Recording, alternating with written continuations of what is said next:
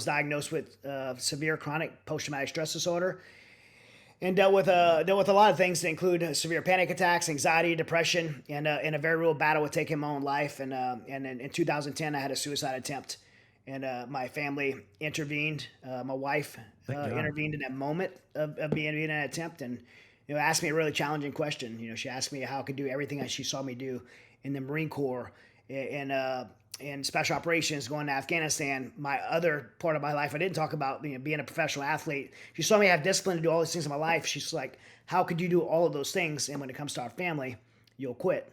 Oh, And for me, there's no more so challenging question or soul cutting question to be called a quitter. And she was absolutely right. I've been successful in a lot of professional things, but when it came to the most important things in life, I'd given up, including my own will to live. And I'm a pretty radical decision maker. And in that moment, I made a decision to get back in the fight.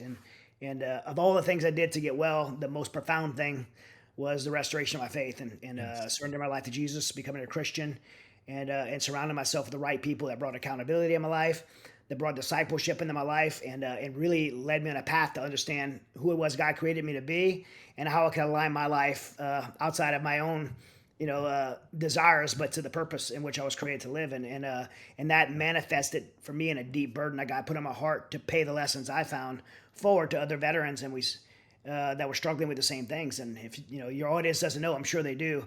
I'm not the only veteran that ran into that same hopeless thought that says, maybe my family would be sad without me, but they'd be better off in making a decision to take my life. Like a lot of other people have that same hopeless thought in the veteran community, outside of the veteran community. So suicide is is at an all-time high in our country, and within the veteran community, they say 17 a day, 22 a day, 40 a day. I don't know what the real number is, and I work in this space because there's so many lies in the reporting. One a day is too many. Right. But God just really burdened my heart to do something about it, and I felt like if I was dying for cancer and somebody gave me the cure, when this guy Steve Toth, my mentor, gave me the truth about who Jesus was and what my life was meant to be, I felt like there was a cure, and I had to share it. Yeah.